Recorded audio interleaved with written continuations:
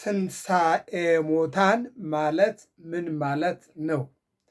በስመ አብ ወወልድ ወመንፈስ ቅዱስ አሐዱ አምላክ አሜን። በዓለም ላይ የምትኖሩ ኦርቶዶክሳውያን የእግዚአብሔር ልጆች ሰላም እግዚአብሔር ይብዛላችሁ።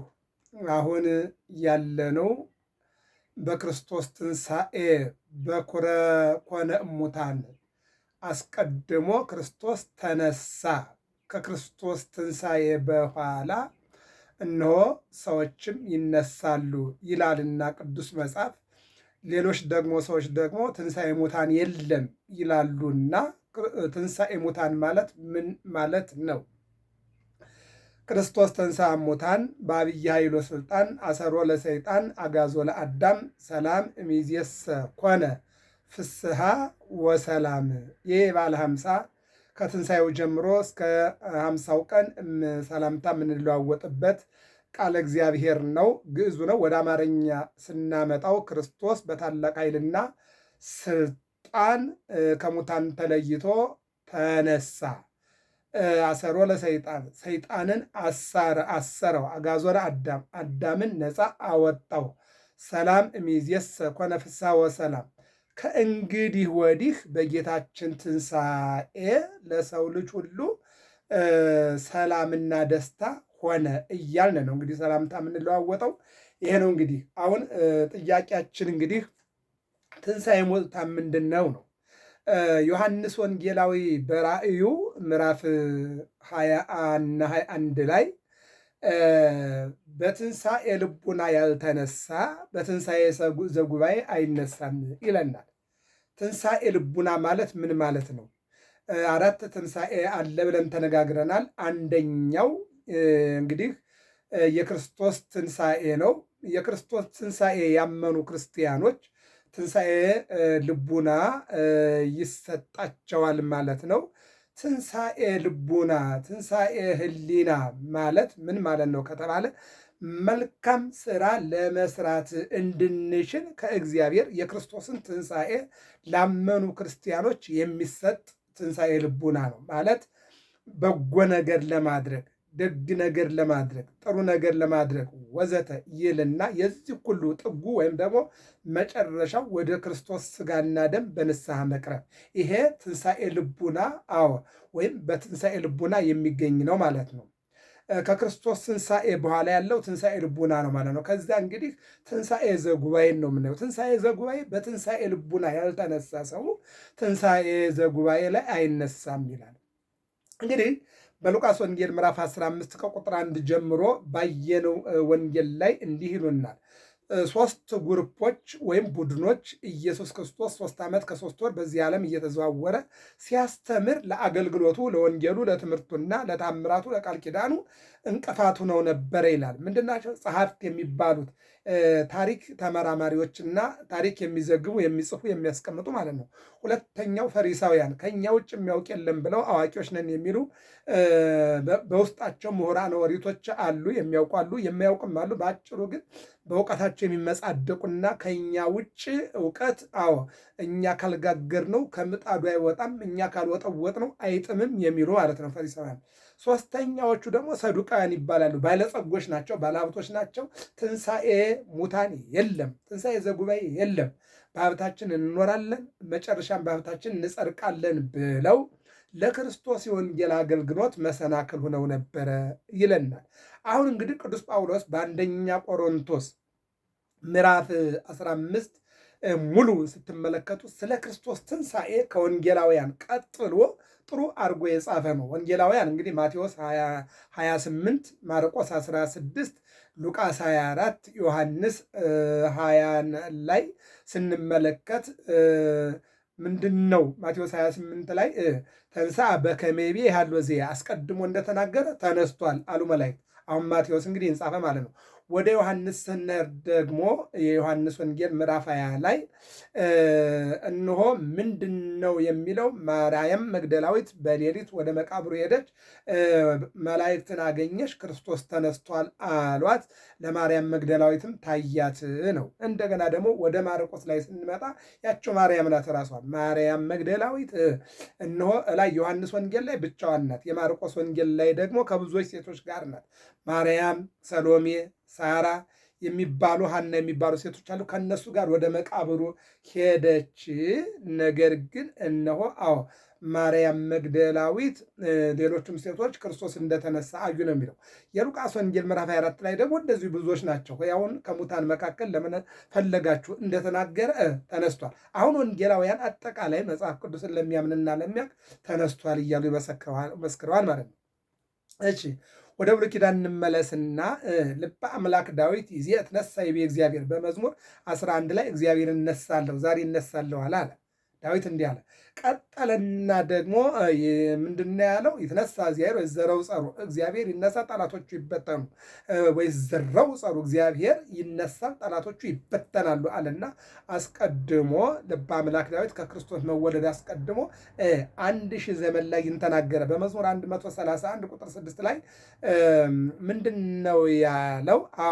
ተንስ እግዚኦ ውስተ ዕረፍትከ፣ አንተ ምንድነው ሞትን ዕረፍት ብሎታልና ከዕረፍትህ ተነስ አለው። በመዝሙር 73 ላይ ደግሞ ወተንሳ እግዚአብሔር ከመ ዘነቅሐ እምነዋም ወከመ ኃያል ወህዳገ ወይን፣ እነሆ ወይን ጠጥቶ ይልቁንም አንቀላፍቶ በድንገት እንደሚነሳ እግዚአብሔርም እንዲሁ ወተንሳ እግዚአብሔር ተነሳ ይላል።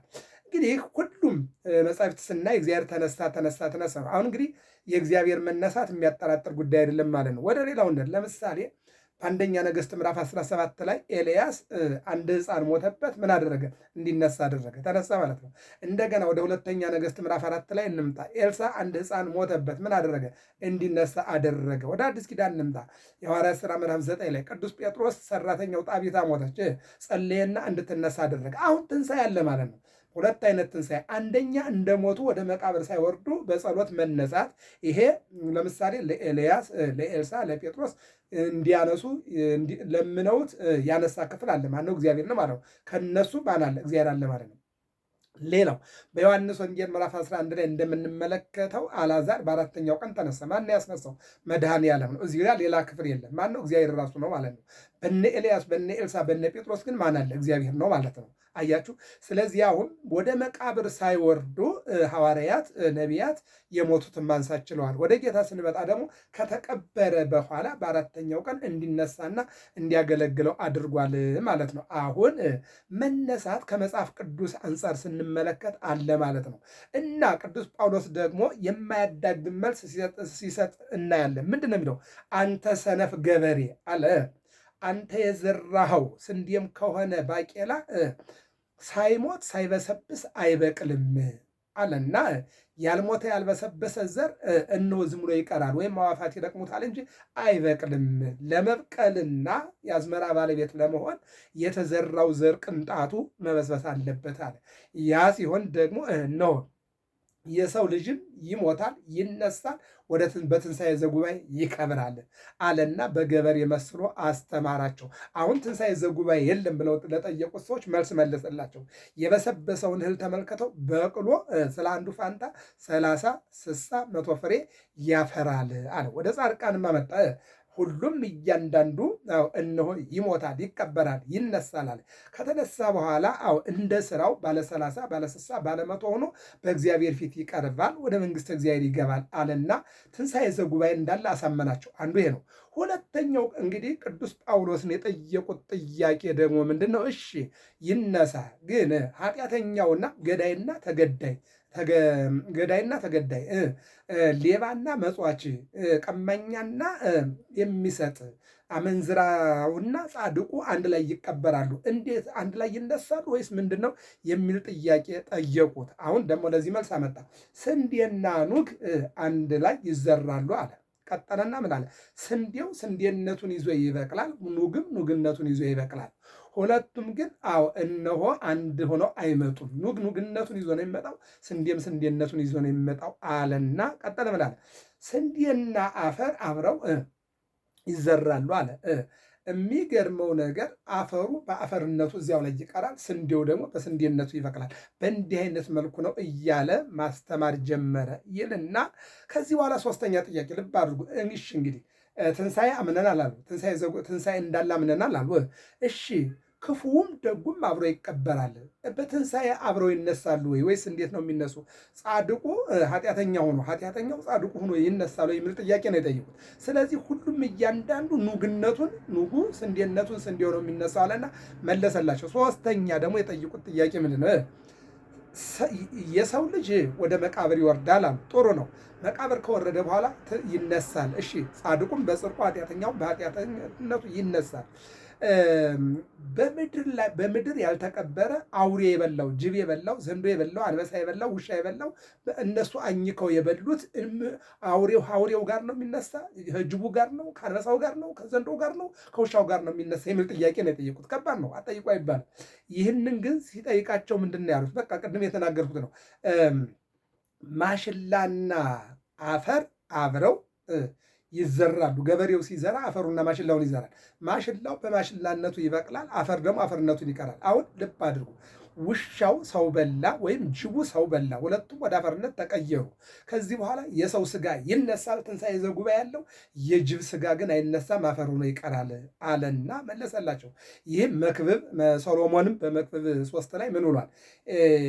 የእንስሳት የአራዊት የአዕዋፋት ደማቸው ስጋቸው ነፍሳቸው አብረው አንድ ላይ ሆነው ወደ አፈርነት እንደሚቀየሩ የሰው ልጅ ነፍሱ ወደ ፈጣሪዋ እንደምትመለስና ስጋ ወደ አፈርነቱ እንደሚቀየር ታውቃለህ ይልና በመጨረሻው ሰዓት ደግሞ ነፍስን ካለችበት ከሲኦል ወይም ከገነት ስጋን ደግሞ ከመቃብር ያወጣና አገናኝቶ ሁለቱ አንዱ ላይ ሆነው ለፍርድ ይቀርባሉ። ይህን ታውቃላችሁ ይልና ይናገራል ማለት ነው። ይህ የሚሆነው አለ ወይንፍሑ ቀርነ ወይትነሱ ሙታን፣ አዋጅ በተነገረ ጊዜ ሙታን ይነሳሉ። የማቴዎስ ወንጌል ምዕራፍ 24 ላይ አዎ አሜ መጽ ወልደ እጓለ እመሕያው፣ የሰው ልጅ በክብር በመጣ ጊዜ መላእክቱን አስከትሎ ቅዱስ ሚካኤል መለከቱን ያሰማል። ባሰማ ጊዜ ሙታን በዚያ በመቃብር ውስጥ ያሉ ይነሳሉ ይላል። ሁለተኛ ባሰማ ጊዜ ደግሞ በየነበሩበት አባላቶቻቸው ይሰበሰባሉ አለ። ሶስተኛ ባሰማ ጊዜ ግን ነፍስና ስጋ አንድ ላይ ተገናኝተው በጌታ ፊት ይቀርባሉ። አዎ ይህንን ይቀጥልና ምን ይላል? ጻድቃን ከፀሐይ 7 እጅ እያበሩ በቀኝ በኩል ይቆማሉ በበግ ተመስለው አለ። ኃጥአን ደግሞ ከጨለማ 7 እጅ ጨለማ ሆነው በግራ በኩል ይቆማሉ አለ። አየው ትንሣኤ ዘጉባኤ ማለት ይሄ ነው። ስለዚህ በዚያን ጊዜ አለ በቀኝ በኩል የቆሙት ከፀሐይ 7 እጅ የሚያበሩትን ወደ መንግስተ እግዚአብሔር እንዲገቡ አዎ ኑ ሀቤ ቡሩካኑ አቡየ ትረሱ መንግስተ እግዚአብሔር፣ እናንተ አባቴ ቡሩካን በዚህ ዓለም ላይ መልካም ስራ የሰራችሁ እነሆ ወደ መንግስተ ሰማያት ግቡ፣ እነዚህኞቹን ደግሞ እናንተ ርጉማን ሁሩ እምኔ አዎ ከፊቴ ወግዱ ወደ ገሃነመ እሳት ግቡ ይላቸዋል። ይህንን ነው እንግዲህ ትንሣኤ አለ ብላ ቤተ ክርስቲያን የምታስተምር ይህንን ነው። እነዚህ ሰዎች ወደ ገሃነመ እሳት የተጣሉ ሰዎች ምን አድርገው ነው ካል እንብላ እንጠጣ ነገ እንሞታለን እያሉ የእግዚአብሔርን ቸርነት አዎ የራቁ ይልቁንም ደግሞ ከእግዚአብሔር ቸርነት የወጡ ናቸው። ምንድን ነው በዚህ በኢሳይያስ 22:13 ላይ አዎ እንጠጣ እንብላ ነገ እንሞታለን እያሉ የሚናገሩ ስለ መብላትና ስለ መጠጣት፣ ስለ መልበስና ስለ ማማር፣ ስለ መተኛትና ስለ መነሳት፣ ስለ መውጣትና ስለ መግባት ብቻ እንጂ ስለ ስጋቸው እንጂ ስለ ነፍሳቸው የማያስቡ፣ ስለ መኖር እንጂ ስለ መንግስተ እግዚአብሔር የማያስቡ እነዚህ አዎ እንደውም ምንድን ነው የሚለው? እውነት እውነት እላችኋለሁ በደላቸው አይሰረይላቸውም ማለት ይሄ ኢሳይያስ 22:13 ላይ እነዚህ ለዛሬ እንብላ እንጠጣ እንሞታለን እንስከር እያሉ አዎ በዚህ ዓለም ላይ ራሳቸውን የሚያስደስቱ እግዚአብሔር ምን አለ? እውነት እላችኋለሁኝ ይህ በደላቸው አይሰረይም ማለት በቃ ዝም ብሎ መብላት መጠጣት መልበስ መውጣት መግባት መተኛት መነሳት ይህንን ዓላማ ብለው የያዙ ሁሩ እምኔ የሚባሉት እነዚህ ናቸው ማለት ነው። እሺ መኖር እንዳለ መሞት አለ። አዎ እንደገና ደግሞ የሚሰጥ አለ የሚነሳ አለ። ከፍ እንዳሉ መውረድ አለ። ዝቅ እንዳሉ ወደ ላይ መውጣት አለ። ለዚች ዓለም ሰራይ መጋቢ አለ። መልካምነት መልካም ነው። አዎ እግዚአብሔር መልካም ነውና እንደሱ መሆን ባንችል ካሁን ፈለጉን እንከተል ብለው እግዚአብሔርን አምነው የሚኖሩ ሰዎች የታሰሩትን የሚጠይቁ፣ የታመሙትን የሚጠይቁ፣ የሞቱትን የሚቀብሩ፣ የተጣሉትን የሚያስታርቁ፣ የሚጾሙ፣ የሚጸልዩ፣ በንስሐ ወደ ሥጋ ወደሙ የሚቀርቡና የቀረቡ የተቀበሉ እነዚህ ግን ወደ መንግሥተ እግዚአብሔር ይገባሉ ማለት ነው። ይህንን ነው የሚናገረው። አሁንም ኢሳይያስ 56 17 ላይ ዛሬ እንደሆነ ነገም ይሆናልና እንብላ፣ እንጠጣ፣ እንደሰት እነዚህ ናቸው እንግዲህ ወደ ገሃነመ እሳት አላውቃችሁም ካጠገቤ ወይዱ የሚባሉ ዛሬ እንደሆነ ነገም ይሆናል። እንብላ፣ እንጠጣ፣ እንልበስ፣ ይመርብን ሁሉ ነገር እንዳያልፈን የሚሉ እነዚህ በእግዚአብሔር ፊት ቦታ የላቸውም ነው የሚለው። ስለዚህ ትንሣኤ ዘጉባኤ ወይም ትንሣኤ ሙታን ማለት እነሆ እግዚአብሔር መዝሙረኛው ልበ አምላክ ዳዊት እዚያ ደሰ ገሃደ ይመጽእ እግዚአብሔር ግልጡ ነው ይመጣል አለ። ወአምላክነሂ ኢያረምም እግዚአብሔር ዝም አይልም ይመጣል አለ። ደግሞ ዕንባቆም ምን ይላል? እግዚአብሔር ይመጣል ዝም ቢልም ቢዘገይም ይመጣል እግዚአብሔር አለ። ቀጠለና ዕንባቆም ምን አለ? እነሆ እግዚአብሔር የዘገየ ቢመስልም ለመምጣቱ የሚቀድመው ማንም የለም ይለና ይቀጥልና ልበ አምላክ ዳዊት እግዚአብሔር ይመጣል የሚለውን በሶስት ይናገረዋል። አንደኛ ዓለምን ለመፍጠር ይመጣል አለ። ወደኋላ ዓለምን ሊፈጥር መጣ ፈጠረ። ሁለተኛ ዓለምን ለማዳን ይመጣል አለ። ዓለምን ለማዳን መጣ፣ ከድንግል ማርያም ተወለደ፣ በመስቀል ላይ ተንጠልጥሎ ተሰቀለ፣ በጎልጎታ ተቀበረ፣ በሶስተኛው ቀን ተነሳ። ቀጠለ እነሆ እንደገና ደግሞ ዓለምን ሊሰበስብ የዘረጋውን ሸማኔ የዘረጋውን ድር እንደሚሰበስብ፣ ድርተኛ የተከለውን ድንኳን እንደሚነቅል፣ ወታደር የዘረጋውን አቡጀዲ እንደሚሰበስብ፣ ስለዚህ እናት የጣለችውን ምጣድ እንደምታወጣ፣ እነሆ ገበሬ የዘራውን እንደሚያጭድ እግዚአብሔርም የዘረጋውን ሰማይ ይሰበስባል፣ የመሰረተውን መሬት ወደ ነበረበት ይመልሳል፣ ለዚያ ይመጣል አለ። ይሄ ማለት ትንሣኤ ዘጉባኤ ማለት ይሄ ነው ማለት ነው። ስለዚህ ይህን ዓለም ካለመኖር ወደ መኖር አምጥቶ የዘረጋው እግዚአብሔር ይህን ዓለም ከመኖር ወደ አለመኖር ምን ያህል ይሰበስበዋል። ያዕቆብ ዘሩግ የተባለ ቅዳሴ እንደገና የማቴዎስ ወንጌል ምዕራፍ 25 15 እንደገና የማቴዎስ ወንጌል ምዕራፍ 24 ላይ ይህንን ስትመለከቱ ታገኙታላችሁ። እሺ ወደ ያለንበት እንመለስ። አንደኛ ቆሮንቶስ ምዕራፍ 15 ቁጥር 21 ላይ ደርሰናል። ወበእንተሂ ምክህነ አኀዊነ በዘበ ኢየሱስ ክርስቶስ እግዚእነ፣ ወንድሞቻችን አለ በኢየሱስ ክርስቶስ ስለተሰጠ ልጅነት አንድም በጌታችን በኢየሱስ ክርስቶስ ስለሚደረግ ትንሣኤ ልብ አድርጉ። በኢየሱስ ክርስቶስ ስለሚደረግ ትንሣኤ አስቀድሞ ኢየሱስ ክርስቶስ ተነስቷል። እንደገና ደግሞ ከዚያ በኋላ ሁሉም ይነሳሉ። በማን ያመኑ? በክርስቶስ የሚያምኑ ሁሉ ይነሳሉ። ወንድሞች ሆይ ያለው ቅዱስ ጳውሎስ፣ ወንድሞች ሆይ አስቀድሞ ስለተደረገ ትንሣኤ ልንገራችሁ። ከዚያ በኋላ ደግሞ ኢየሱስ ክርስቶስ ተነስቷልና በሱ ያመኑ በሙሉ ይነሳሉ ይልና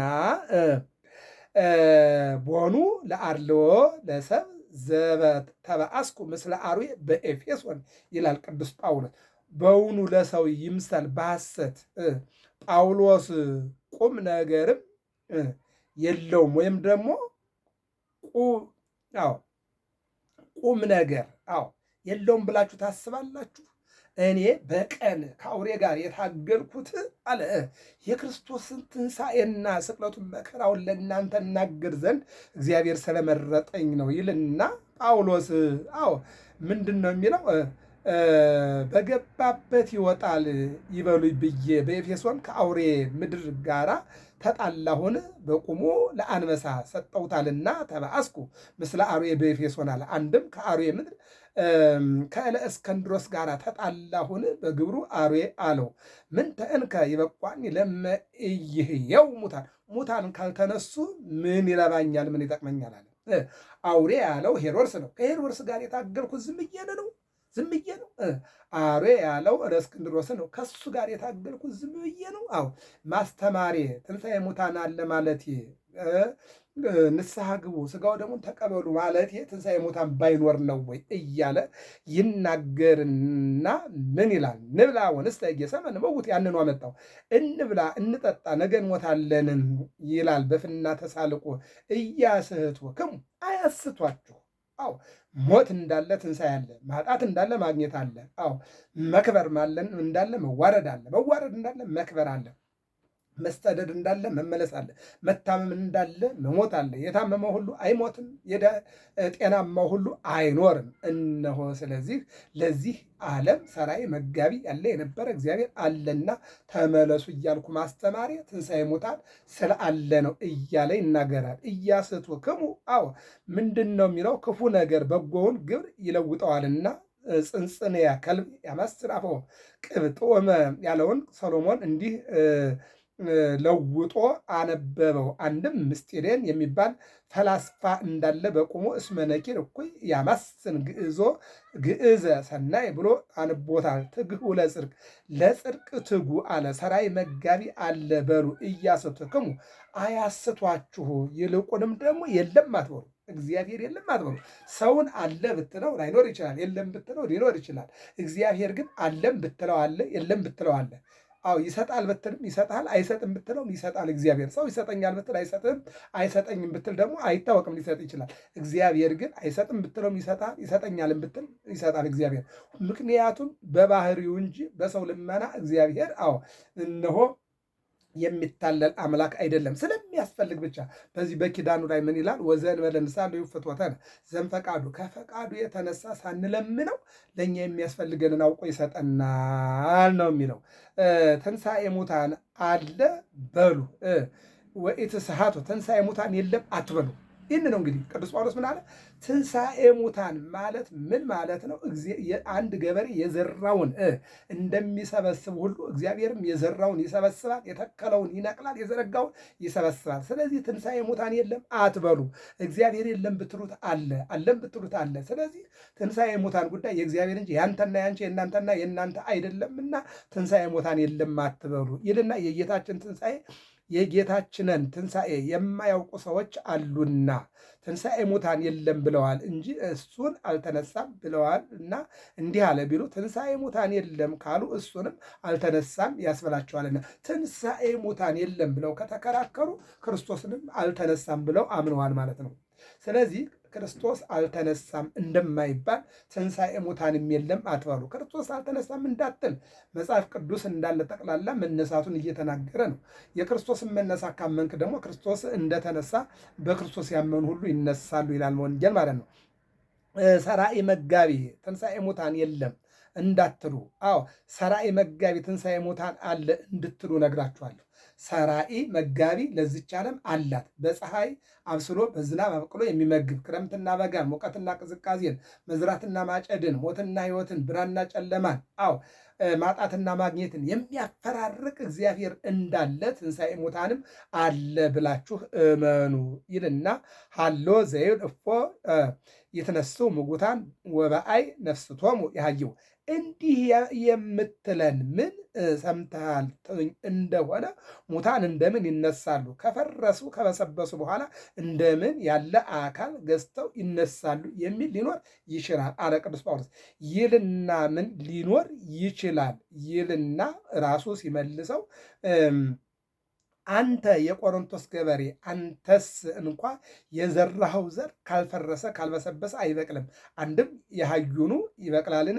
ወዝኒ ትዘር አኮ ዝንቱ ነፍስ ዘይትወለድ ዘይትዘር፣ ይህም የምትዘራው ዘር የሚወለደውን አገዳ የምትዘራው አይደለምን ይልና ዳእሙ ራቃ ህጠት ብቻ ቅንጣትን ትዘራለህ እንጂ አሚን ዘሰርናይ ስንዴም ቢሆን ወመኒ ዘባይድ ኑግም ቢሆን ወደ እግዚአብሔር ይሁወ ነፍስተ ዘከመ ፈቀደ፣ እግዚአብሔር ግን እንዳወቀ ለሁሉም አገዳውን ይሰጠዋል። ያንዱም ዘር አገዳው ልዩ ልዩ ነው፣ የሁሉ ባህሪ አካሉ አንድ አይደለምና የሰው ባህሪ ከእንስሳ ባህሪ የእንስሳ ባህሪ ከሰው ባህሪ ልዩ ልዩ ነውና፣ ስለዚህ ትንሣኤ ሲባል በዚህ አይነት መልኩ ይነሳሉ ይለናል። ስለዚህ ትንሣኤ ማለት መነሳት ነው። ምን ማለት ነው? ገበሬ የዘራውን መጀመሪያ ቡቃያውን ከዚያ ልምላሜውን ከዚያ አበባውን ከዚያ ፍሬውን አይቶ አጭዶ ከምሮ ወቅቶ መኖውን ለእንስሳት ፍሬውን ለራሱ እንደሚያደርግ እግዚአብሔር ልጅነት፣ ወጣትነት፣ ሽምግልና አዎ እነሆ ያዝራል። ማነው ይዘራል፣ ይመለከታል። መጨረሻ ላይ ደግሞ በመልአከ ሞት ማለት በመልአከ ሞት ይታጨዳል፣ ወደ መቃብር ይወርዳል፣ ከዚያ በትንሣኤ ጉባኤ ይነሳል የሚለውን ነው የሚተረጉመው ማለት ነው። ስለዚህ ትንሣኤ ዘጉባኤ ማለት በእግዚአብሔር ቸርነት የሞቱት ሁሉ ተነስተው ፍርዳቸውን የሚያገኙበት ጊዜ ማለት ነው። ገብረ መስቀል ሚዲያ ነው። ሰብስክራይብ፣ ላይክ፣ ሸር አድርጉ፣ ፎሎ አድርጉ። ሰላም እግዚአብሔር ከሁላችን ጋር ይሁን።